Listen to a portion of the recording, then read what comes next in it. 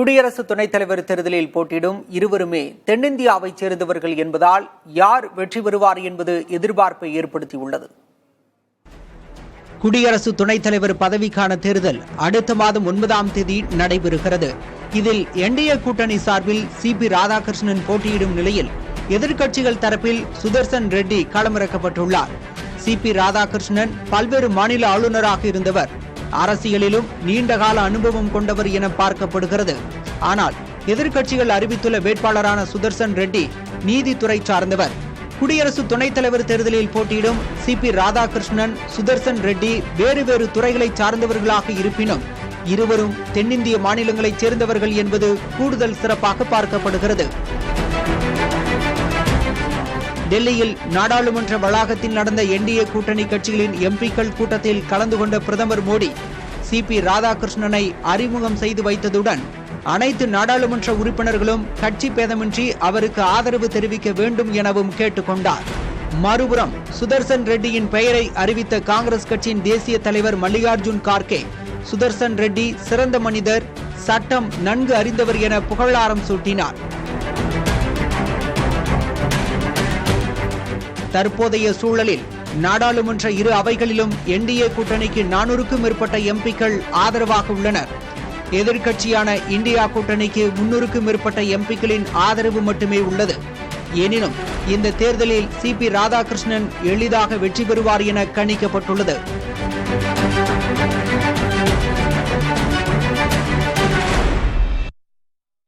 குடியரசு துணைத் தலைவர் தேர்தலில் இந்தியா கூட்டணி சார்பில் வேட்பாளராக அறிவிக்கப்பட்டுள்ள முன்னாள் நீதிபதி சுதர்சன் ரெட்டியின் பின்னணியை பார்க்கலாம். குடியரசு துணைத் தலைவர் தேர்தலில் இந்தியா கூட்டணியின் வேட்பாளர் தேர்வு யாருமே எதிர்பாராத வகையில் அமைந்துள்ளது. எவ்விதத்திலும் சற்றும் அரசியல் சாயம் இல்லாத ஒருவரை தேர்வு செய்துள்ளது அக்கூட்டணி. 1946ஆம் ஆண்டு ஹைதராபாத் அருகே உள்ள அகுல மயிலாராம் கிராமத்தில் பிறந்த சுதர்சன் ரெட்டி சட்டம் பயின்று 1971இல் வழக்கறிஞரானார். 1995இல் ஆந்திர உயர்நீதிமன்ற நீதிபதி, 2005இல் கவுஹாத்தி உயர்நீதிமன்ற தலைமை நீதிபதியாக உயர்ந்த சுதர்சன் ரெட்டி 2007 முதல் 2011 வரை உச்சநீதிமன்ற நீதிபதியாக பணியாற்றினார். பணி ஓய்வுக்கு பின் கோவா மாநில லோக் ஆயுக்தா அமைப்பின் முதல் தலைவராக நியமிக்கப்பட்ட சுதர்சன் ரெட்டி 7 மாதங்களுக்கு பிறகு தனிப்பட்ட காரணங்களுக்காக பதவி விலகினார். ஹைதராபாத்தில் உள்ள சர்வதேச மத்தியஸ்த மையத்தில் உறுப்பினராகவும் இவர் பணியாற்றுகிறார். இந்நிலையில் நாட்டின் 2வது பெரிய பதவிக்கான போட்டியில் களமிறக்கப்பட்டுள்ளார். குடியரசுத் தலைவர் தேர்தலில் எதிர்க்கட்சிகள் தரப்பில் முன்னாள் நீதிபதி சுதர்சன் ரெட்டி களமிறக்கப்பட்டுள்ள நிலையில் இது தொடர்பாக இந்தியா கூட்டணியில் இடம்பெற்றுள்ள தமிழக எம்பிக்கள் தெரிவித்த கருத்துக்களை பார்க்கலாம்.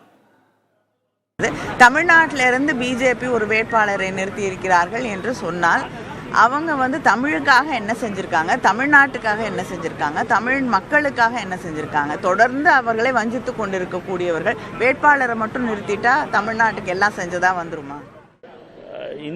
இந்தியா கூட்டணியை பொறுத்த மட்டிலே இந்த தேர்தலை ஒரு கொள்கை போராக பார்க்கிறோம். பாஜக ஒரு RSS வேட்பாளரை நிறுத்தி இருக்கிறது. RSS பாரம்பரியம் உள்ள திரு ராதாகிருஷ்ணன் அவர்கள் நிறுத்தப்பட்டிருக்கிறார்கள். எங்களை பொறுத்த மட்டிலே இந்தியா கூட்டணியுடைய 25 கட்சிகளும் சேர்ந்து முடிவு செய்ய வேண்டும். நாங்க இதுல மாநிலம் அதுக்குள்ள நாங்க போல இதுல என்னன்னா ஒரு ஒரு ஜனநாயக மரபுகளை அதை காக்க வேண்டிய ஒரு சிறந்த ஒரு வேட்பாளர், சிறந்த ஒரு நபர் தான் நீங்க துணை ஜனாதிபதியா இருக்கணும்னு நான் நினைக்கிறோம். நாங்க அதன் அடிப்படையில் நீங்க தென் மாநிலங்கள், வட மாநிலங்கள் அதெல்லாம் இதுல கிடையாது. என்னுடைய நாடு முக்கியம், தமிழ்நாடு முக்கியம்.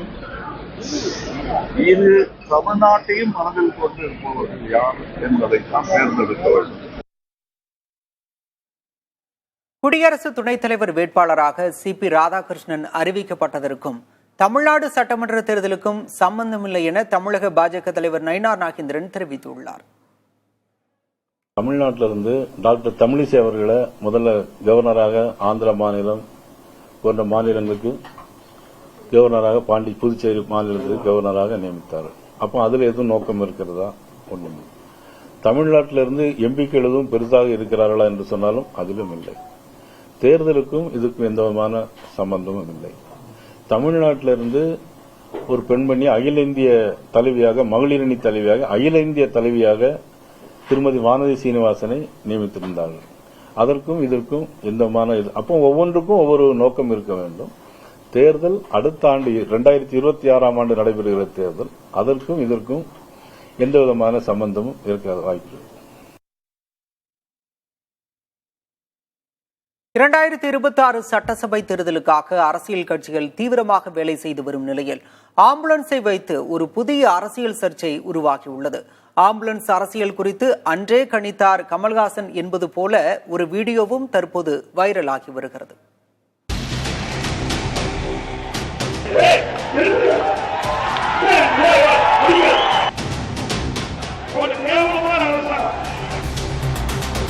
அவர் எங்க போறாரோ அங்க ஆம்புலன்ஸ் வருதுன்றாரு. இது என்ன வேடிக்கையான விஷயம் தெரியல. அதிமுக பொதுச் செயலாளர் எடப்பாடி பழனிசாமி அண்மையில் வேலூர் மாவட்டம் அணைக்கட்டு பகுதியில் பரப்புரையில் ஈடுபட்டிருந்த போது கூட்டம் நிறைந்த பகுதிக்குள் ஒரு ஆம்புலன்ஸ் நுழைந்தது. இதை கண்டு எரிச்சலடைந்த பழனிசாமி, ஆள் இல்லாத ஆம்புலன்ஸ்கள் கூட்டத்திற்கு இடையூறு செய்வதற்காகவே அனுப்பப்படுகின்றன என ஆவேசமாக குற்றம் சாட்டினார்.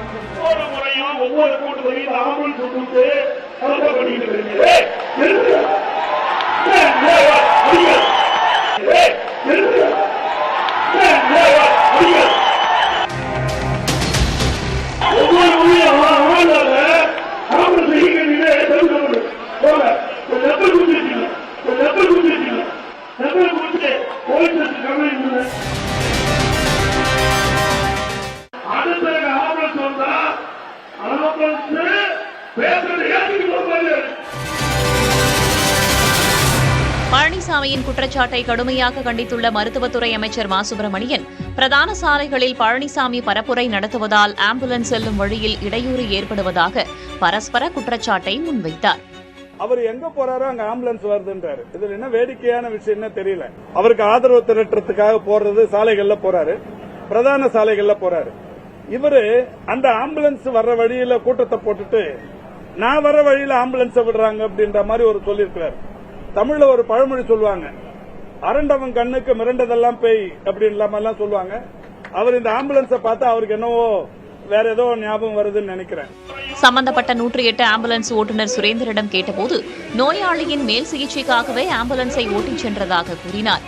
தான் தாக்கப்பட்டதாகவும் அடையாள அட்டை பறிக்கப்பட்டதாகவும் கூறி தனது மனக்குமுறலையும் வெளிப்படுத்தினார்.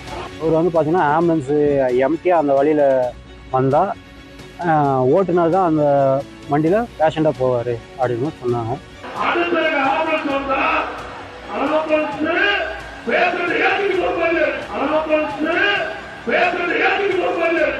மக்கள் உயிரை காப்பாற்ற தான் நாங்கள் எங்க உயிரை பணி வச்சு இந்த பணியில நாங்கள் ஈடுபட்டுருக்கோம். பரப்புரை கூட்டங்களில் ஆம்புலன்ஸ் செல்வது இது முதல் முறை அல்ல. கடந்த 4 ஆண்டுகளுக்கு முன்பு மக்கள் நீதி மய்ய தலைவர் பங்கேற்ற பரப்புரை கூட்டத்திலும் ஆம்புலன்ஸ் புகுந்துள்ளது. அப்போதே ஆம்புலன்ஸ் அரசியல் குறித்து கமல்ஹாசன் பேசியது தற்போது வைரலாகி வருகிறது.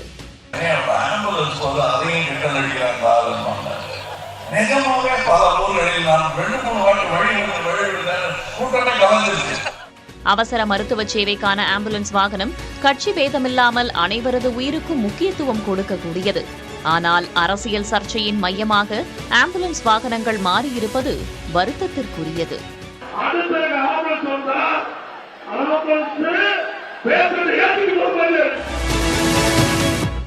கம்யூனிஸ்ட் கட்சிகளை திமுக பாதி விழுங்கிவிட்டதாக அதிமுக பொதுச் செயலாளர் பழனிசாமி விமர்சித்துள்ளார். இந்திய கம்யூனிஸ்ட் கட்சியின் மாநில செயலாளர் முத்தரசன் எழுப்பிய கேள்விக்கு அவர் அளித்த பதிலை பேச்சு பேட்டி கருத்து பகுதியில் காணலாம்.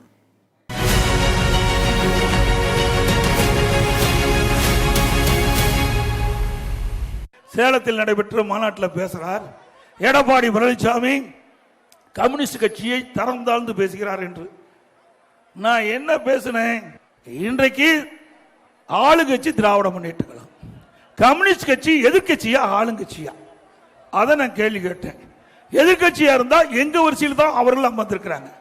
அப்படி எதிர்கட்சியில் வரிசையில் அமர்ந்துகிட்டு பொழுது மக்களுடைய பிரச்சனை வைக்கின்ற பொழுது மக்களுடைய பிரச்சனையை சட்டமன்றத்தில் எடுத்து சொல்ல வேண்டும், பொது வெளியில் எடுத்து சொல்ல வேண்டும். கூட்டணியாக இருந்தாலும் எதிர்கட்சி என்ற வரிசை வருகின்ற பொழுது எதிர்கட்சியில் இருக்கின்ற பொழுது மக்களுடைய பிரச்சனைக்காக குரல் கொடுக்க வேண்டும். அதைத்தான் நான் சுட்டி காட்டினேன். கூட்டணி வச்சு போட்டுருக்கீங்க, திமுக தலைமையில கூட்டணி அமைச்சீங்க. அந்த கூட்டணியுடைய தலைமை திமுக உங்களுக்கு தேர்தல் நிதியாக கொடுக்கப்பட்டதா இல்லையா? அதுதான் எங்களுடைய கேள்வி. ஆக 1999 நாடாளுமன்ற தேர்தல், 2001 சட்டமன்ற பொதுத்தல், 2 தேர்தலும் திமுகவோட பாரதிய ஜனதா கூட்டணி அமைச்சு போட்டியிட்டது. அதை பேசுறதுக்கு வக்கில்லாம இன்றைக்கு முத்தரசன் அவர்கள் எங்களை பற்றி விமர்சனம் செய்வதற்கு எந்த தகுதியும் இல்லை. எடப்பாடி பழனிசாமி 2026 சட்டமன்ற தேர்தலில் நீங்கள் போட்டியிடுகின்ற சொந்த தொகுதியில் தோற்கடிக்கப்படணும். உங்க அப்பாவே வந்தாலும் முடியாது. திரு முத்தரசன் அவர்களே, 2021 சட்டமன்ற பொது தேர்தல் திமுக தலைமையில் தான் நீங்க கூட்டணி அங்க வச்சீங்க. அப்பவே சேலம் மாவட்டத்தில் 11 தொகுதியில் 10 தொகுதி நாங்கள் வெற்றி காட்டினோம். நாங்கள் மக்களுக்காக உழைத்திருக்கின்றோம். எங்கள் உழைப்பு முழுவதும் மக்களுக்கு கொடுத்திருக்கின்றோம். மக்கள் எங்களுக்கு விசுவாசமாக இருந்து வாக்களிப்பார். உங்களை போல் காலத்திற்கு ஏற்றவாறு நிறமாறுகின்ற கட்சி அதிமுக கட்சி அல்ல. இன்றைக்கு பச்சோதி போல் அடிக்கடி நிறமாறி பேசுகின்ற கட்சி அதிமுக கட்சி அல்ல. உங்களை போல் கொள்கை என்று சொல்லிக் கொண்டிருக்கிறீர்கள். திமுகவும் கம்யூனிஸ்ட் கட்சியும் ஒரே கொள்கையா? ஒரே கொள்கையா? இன்னைக்கு சமீபத்தில் நேற்றைக்கு முன்தினம் திரு ஸ்டாலின் கம்யூனிஸ்ட் கட்சி மாநாட்டில் பேசுறார். நான் பாதி கம்யூனிஸ்டுகிறார், பாதி முழுகிட்டார், பாதி கம்யூனிஸ்ட் கட்சி விழுகி விட்டார். நான் அடிக்கடி சொல்லிக் கொண்டே இருக்கின்றேன், திராவிட முன்னேற்ற கழகம் செய்கின்ற தவறுக்கு துணை போகாதீர்கள். உங்களுக்கு என்று தனி மரியாதை இருந்து கொண்டிருக்கிறது, அது சரிந்து கொண்டிருக்கிறது என்று சுட்டிக்காட்டினேன். இல்லை இல்லை, நாங்கள் அவரோடு தான் தொடர்பு கொள்வோம் என்று சொன்னால், நேற்றைக்கு முன்தினம் திரு ஸ்டாலின் அவர்கள் உங்கள் மாநாட்டிலே பேசுகிறார், பாதி கம்யூனிஸ்ட் என்று சொல்லிவிட்டார். ஆக இருக்கின்ற கம்யூனிஸ்ட்ல பாதியை திமுக விழுங்கி விட்டது. இனியும் நீங்கள் சறுக்குவது உண்மைதான், வேற யாராலையும் காப்பாற்ற முடியாது.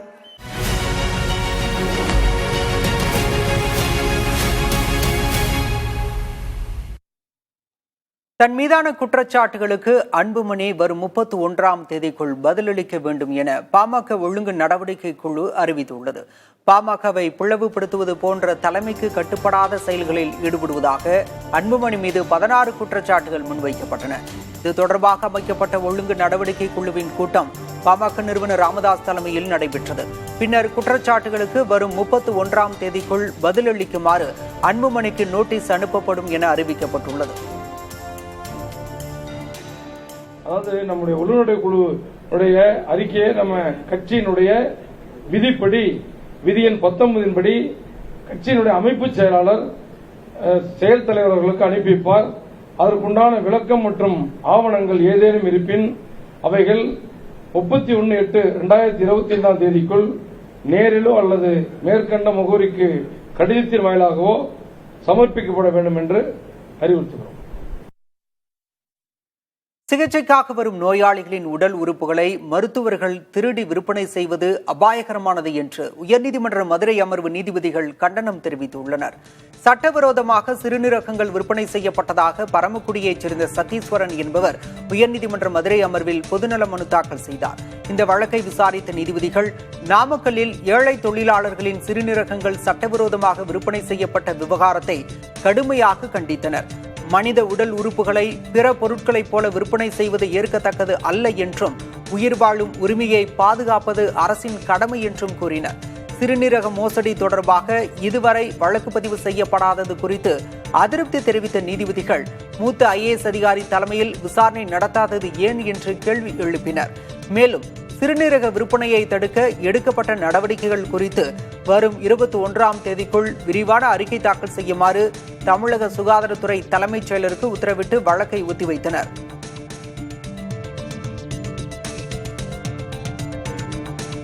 தமிழகத்தில் நாய்க்கடிக்கு உள்ளான 2 ஒரே நாளில் உயிரிழந்தது அதிர்ச்சியை ஏற்படுத்தியுள்ள நிலையில் இது தொடர்பான செய்திகளை அடுத்தடுத்து காணலாம். சேலம் மாவட்டத்தைச் சேர்ந்த தறி தொழிலாளி ராபிஸ் நோயால் பாதிக்கப்பட்டிருந்த நிலையில் சிகிச்சை பலனின்றி உயிரிழந்தார். இலவம்பாளையம் பகுதியைச் சேர்ந்த தறி தொழிலாளியான குப்புசாமியை 3 மாதங்களுக்கு முன்பு அவரது வளர்ப்பு நாய் கடித்ததாக கூறப்படுகிறது. நாய் கடிக்கு அவர் சிகிச்சை எடுக்கவில்லை எனவும் தெரிகிறது. இந்நிலையில் ராபிஸ் நோயால் பாதிக்கப்பட்டிருந்த குப்புசாமி சேலம் அரசு மருத்துவமனையில் சிகிச்சை பலனின்றி உயிரிழந்தார்.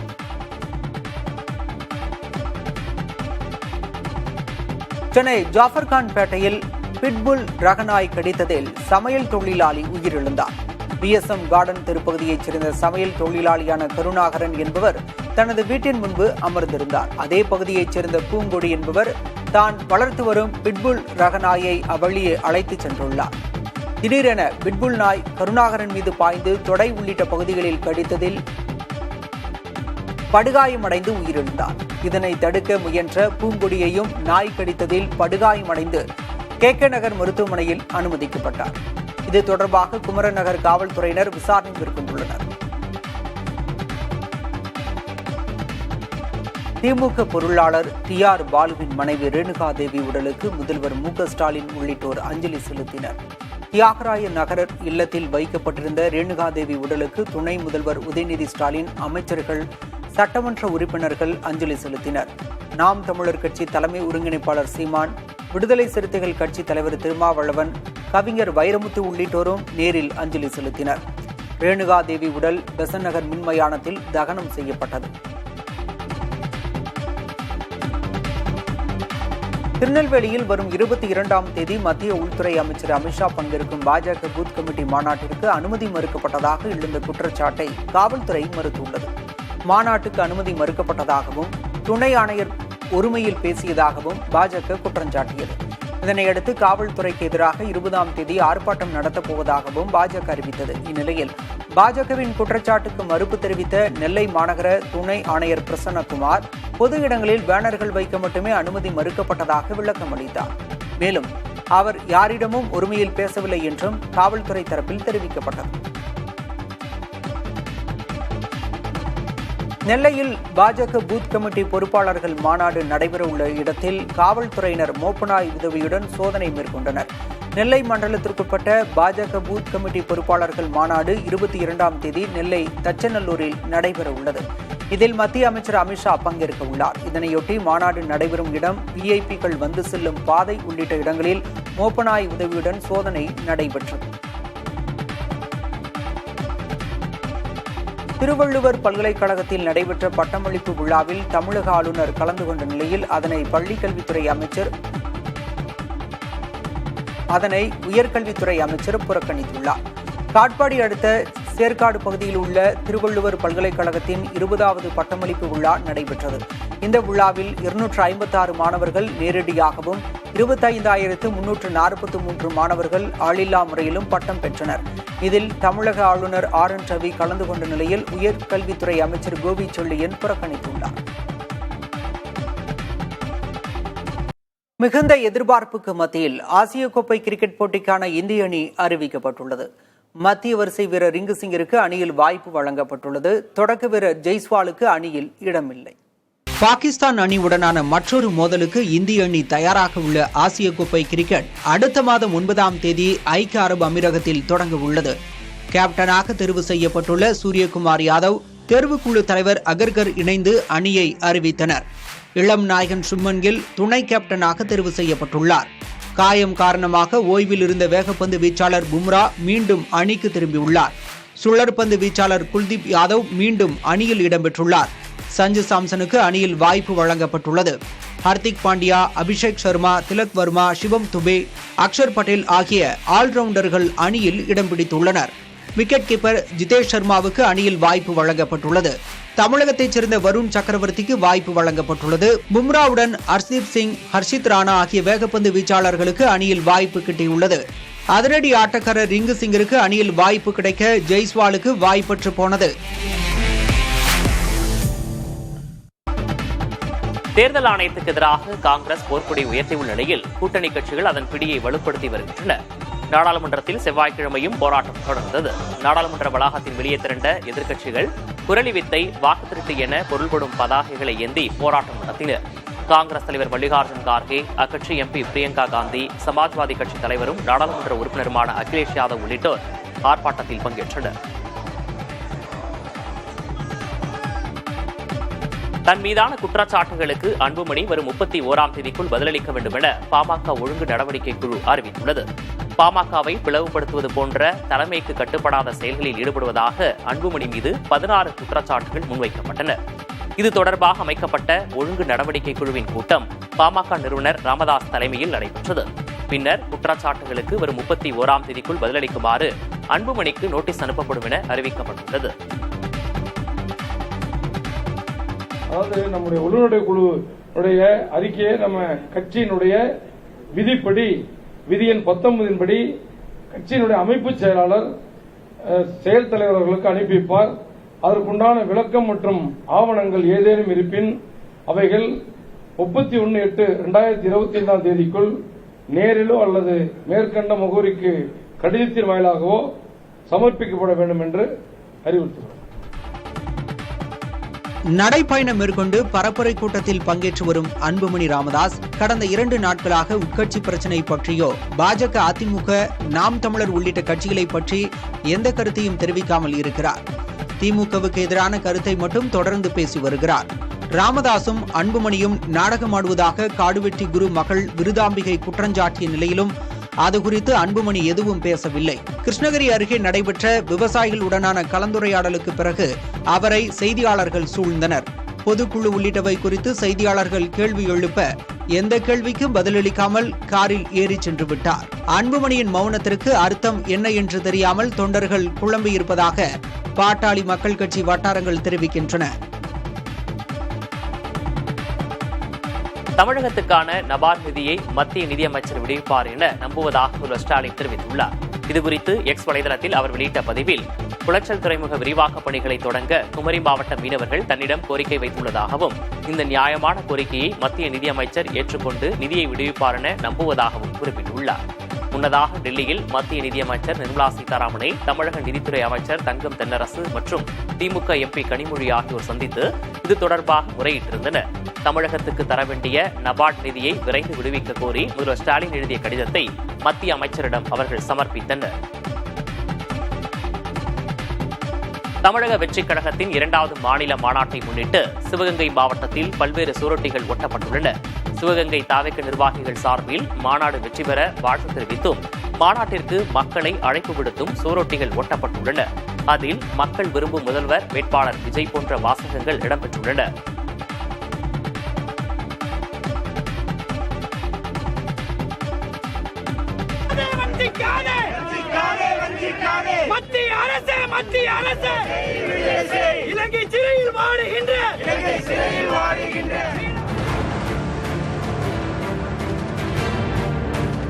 ராமேஸ்வரத்தில் மீனவ அமைப்புகள் மற்றும் மீனவ குடும்பத்தினர் ரயிலை மறித்து போராட்டத்தில் ஈடுபட்டதால் பரபரப்பு ஏற்பட்டது.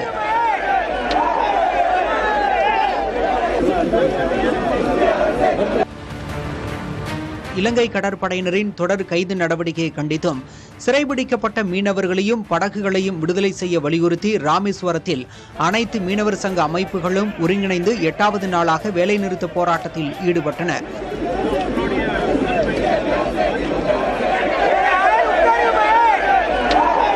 இந்நிலையில் போராட்டத்தை தீவிரப்படுத்தும் விதமாக தங்கச்சி மடத்தில் மீனவ அமைப்புகள் மற்றும் மீனவ குடும்பத்தினர் ரயில் மறியல் போராட்டத்தில் ஈடுபட்டனர். சுமார் 500 மீட்டர் தொலைவு வரை தண்டவாளத்தில் அமர்ந்து 500க்கும் மேற்பட்டோர் கோரிக்கைகளை வலியுறுத்தி முழக்கங்களை எழுப்பினர்.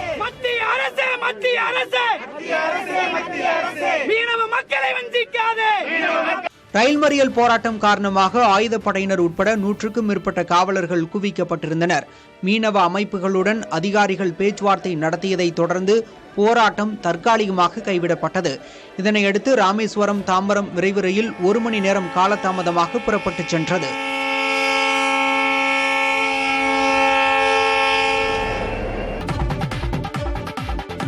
சேலம் மாவட்டத்தைச் சேர்ந்த தறி தொழிலாளி ரேபீஸ் நோயால் பாதிக்கப்பட்டிருந்த நிலையில் சிகிச்சை பலனின்றி உயிரிழந்தார். இளவம்பாளையம் பகுதியைச் சேர்ந்த தறி தொழிலாளியான குப்புசாமியை 3 மாதங்களுக்கு முன் அவரது வளர்ப்பு நாய் கடித்ததாக கூறப்படுகிறது. நாய்க்கடிக்கு அவர் சிகிச்சை எடுத்துக்கொள்ளவில்லை என்றும் தெரிகிறது. இந்த நிலையில் ரேபீஸ் நோயால் பாதிக்கப்பட்டிருந்த குப்புசாமி சேலம் அரசு மருத்துவமனையில் சிகிச்சை பலனின்றி உயிரிழந்துள்ளார்.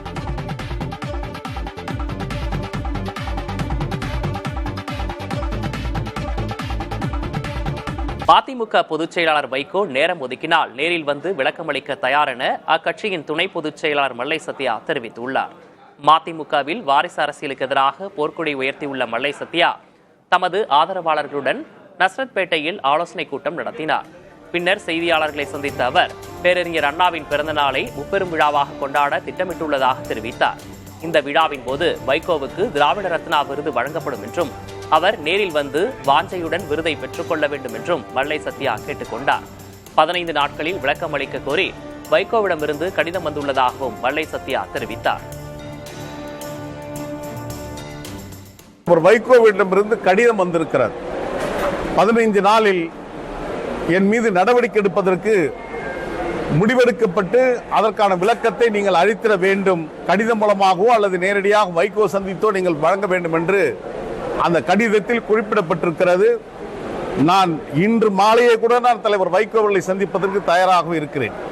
என்னுடைய விளக்கத்தை நான் நேரடியாக வழங்குவதற்கு சித்தமாக இருக்கிறேன். தலைவர் வைகோ அவர்கள் எந்த நாள் எந்த நேரம் என்பதை அருகூர்ந்து சொல்ல வேண்டும் என்ற வேண்டுதலையும் இந்த நேரத்தில் நான் வைக்க விரும்புகிறேன். பீகாரில் காங்கிரஸ் எம்பி ராகுல் காந்தி வாகனம் மோதி காவலருக்கு காயம் ஏற்பட்டது. பீகாரின் நவடா பகுதியில் நடைபெற்ற வாக்காளர் உரிமை யாத்திரையின் போது கூட்டத்தை கட்டுப்படுத்த முயன்ற காவலர் மீது எதிர்பாராத விதமாக ராகுலின் கார் மோதியது. காலில் காயமடைந்த காவலருக்கு அருகே இருந்தவர்கள் உதவினர்.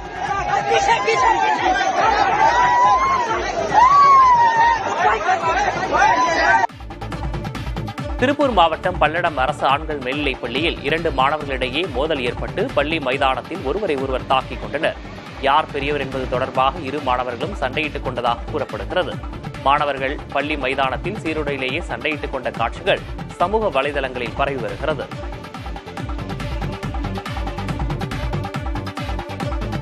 பாசனத்திலும் செழிப்பிலும் சிறந்து விளங்கும் நெற்களஞ்சிய பூமியான தஞ்சையில் குளத்திற்கு மின் மோட்டார் மூலம் தண்ணீர் நிரப்பும் அவலநிலை ஏற்பட்டுள்ளது. தஞ்சை மாநகர பகுதியில் சாமந்தான் குளம், ஐயன் குளம், கருணாசாமி குளம் என 50க்கும் மேற்பட்ட குளங்கள் பயன்பாட்டில் இருந்தன. இதில் பெரும்பாலான குளங்களின் நீர்வழி தடங்கள் ஆக்கிரமிப்பால் மூடப்பட்டுள்ளன. மேலும் சீர்மிகு திட்டத்தின் கீழ் 5 கோடி ரூபாய் மதிப்பீட்டில் புனரமைக்கப்பட்ட சாமந்தான் குளம் தற்போது கோரைப்புற்கள் வளர்ந்து புதர்மண்டி காட்சியளிக்கிறது. எனவே குளத்தை சீரமைத்து ஆற்று பாசனம் மூலம் நீர் நிரப்ப நடவடிக்கை எடுக்க வேண்டும் என்பதே அப்பகுதி மக்களின் கோரிக்கையாக உள்ளது.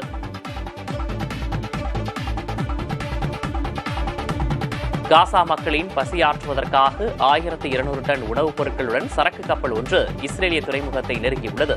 இஸ்ரேலின் போர் தாக்குதலால் பட்டினி பஞ்சத்தில் சிக்கி தவித்து வரும் காசா மக்களுக்கு உதவும் வகையில் சைப்ரஸிலிருந்து புறப்பட்ட இந்த கப்பல் இஸ்ரேலின் அஸ்டாட் துறைமுகத்தை நெருங்கி வந்துள்ளது. இந்த கப்பலில் பாஸ்தா, அரிசி, குழந்தைகளுக்கான உணவுகள் மற்றும் டின்களில் அடைக்கப்பட்ட பிற உணவுப் பொருட்களுடன் 52 கண்டெய்னர்கள் ஏற்றப்பட்டுள்ளன. மதுரை அழகர் கோயிலில் நடிகர் ரஜினிகாந்தின் மகள் சௌந்தர்யா தன் கணவர் விசாகனுடன் சாமி தரிசனம் செய்தார். இருவருக்கும் கோயில் நிர்வாகம் சார்பில் வரவேற்பளித்து பிரசாதம் வழங்கப்பட்டது.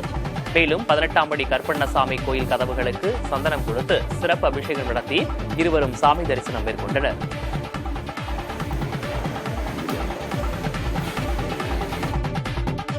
இந்தியாவில் வேலைவாய்ப்பின்மை விகிதம் சென்ற ஜூலை மாதத்தில் 5.2% குறைந்துள்ளது. இது கடந்த ஜூன் மாதத்தில் 5.6 இருந்ததாக மத்திய புள்ளியியல் மற்றும் திட்ட அமலாக்க அமைச்சகம் தெரிவித்துள்ளது. கிராமப்புறங்களில் விவசாயம், உற்பத்தி மற்றும் சேவைத் துறைகளில் வேலைவாய்ப்புகள் அதிகரித்ததே வேலைவாய்ப்பின்மை விகிதம் குறைய காரணம் என தெரிவிக்கப்பட்டுள்ளது. இருப்பினும் நகர்ப்புறங்களில் வேலைவாய்ப்பின்மை விகிதத்தில் இன்னும் சவால்கள் நீடிப்பதாகவும் அந்த அறிக்கையில் தெரிவிக்கப்பட்டுள்ளது.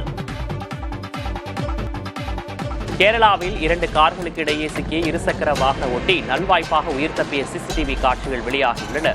கண்ணூரில் சாலை பள்ளத்தை கடப்பதற்காக மெதுவாக இயக்கப்பட்ட காரின் பின்னால் இருசக்கர வாகனம் வந்துள்ளது.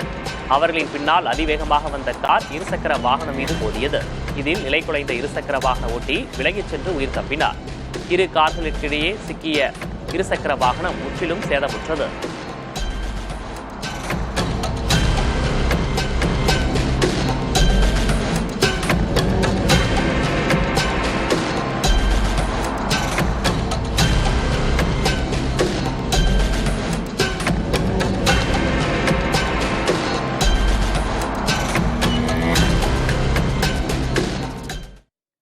குடியரசு துணைத் தலைவர் வேட்பாளராக சிபி ராதாகிருஷ்ணன் அறிவிக்கப்பட்டதற்கும் தமிழ்நாடு சட்டமன்ற தேர்தலுக்கும் சம்பந்தம் இல்லை என தமிழக பாஜக தலைவர் நயினார் நாகேந்திரன் தெரிவித்துள்ளார். தமிழ்நாட்டிலிருந்து டாக்டர் தமிழிசை அவர்களை முதல்ல கவர்னராக ஆந்திர மாநிலம் போன்ற மாநிலங்களுக்கு கவர்னராக புதுச்சேரி மாநிலத்துக்கு கவர்னராக நியமித்தார். அப்போ அதில் எதுவும் நோக்கம் இருக்கிறதா? ஒன்றும். தமிழ்நாட்டிலிருந்து எம்பிக்கள் எதுவும் பெருசாக இருக்கிறார்களா என்று சொன்னாலும் அதிலும் இல்லை. தேர்தலுக்கும் இதுக்கும் எந்த விதமான சம்பந்தமும் இல்லை. தமிழ்நாட்டிலிருந்து ஒரு பெண்மணி அகில இந்திய தலைவியாக, மகளிரணி தலைவியாக, அகில இந்திய தலைவியாக திருமதி வானதி சீனிவாசனை நியமித்திருந்தார்கள். அதற்கும் இதற்கும் எந்த விதமான அப்போ ஒவ்வொன்றுக்கும் ஒவ்வொரு நோக்கம் இருக்க வேண்டும். தேர்தல் அடுத்த ஆண்டு 2026 ஆண்டு நடைபெறுகிற தேர்தல், அதற்கும் இதற்கும் எந்த விதமான சம்பந்தமும் இருக்க வாய்ப்பு. மேட்டூர் அணைக்கான நீர்வரத்து வினாடிக்கு 1 லட்சம் கனஅடியை தாண்டியுள்ளது. காவிரி நீர்பிடிப்பு பகுதிகளில் பெய்து வரும் மழையால் தமிழகத்திற்கான நீர்வரத்து தொடர்ந்து அதிகரித்து வருகிறது. அந்த வகையில் மேட்டூர் அணைக்கான நீர்வரத்து வினாடிக்கு 1,00,1200 கனஅடியாக அதிகரித்துள்ளது. அணையின் நீர்மட்டம் 117.79 அடியிலிருந்து 118.37 அடியாக உயர்ந்துள்ளது. நீர்வரத்து இதே அளவில் நீடிக்கும் பட்சத்தில் மேட்டூர் அணை அதன் முழு கொள்ளளவை எட்டும் என எதிர்பார்க்கப்படுகிறது.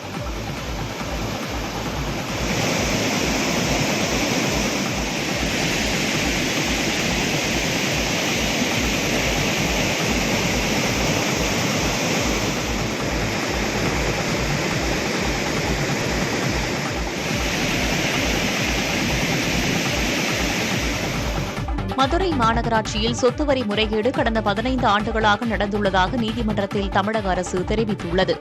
மதுரை மாநகராட்சி சொத்து வரி முறைகேட்டு வழக்கை சிபிஐக்கு மாற்றக் கோரி தொடுக்கப்பட்ட வழக்கு உயர்நீதிமன்ற மதுரை கிளையில் நீதிபதிகள் SM சுப்பிரமணியம், அருள்முருகன் அமர்வில் விசாரணைக்கு வந்தது.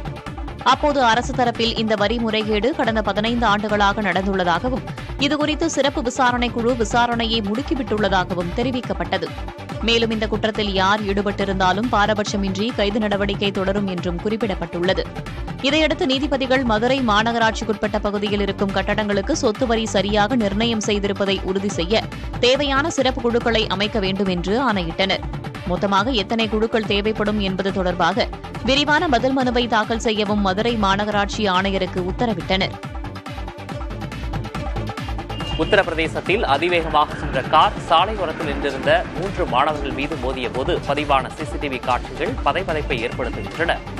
லக்னோவின் ஆஷியானா பகுதியில் பள்ளி மாணவர்கள் சைக்கிள்களுடன் சாலை ஓரத்தில் நின்றிருந்தபோது சாலையில் அதிவேகமாக சென்ற கார் கட்டுப்பாட்டை இழந்து அவர்கள் மீது மோதியதில் படுகாயமடைந்த அவர்கள் மருத்துவமனையில் சிகிச்சை பெற்று வருகின்றனர்.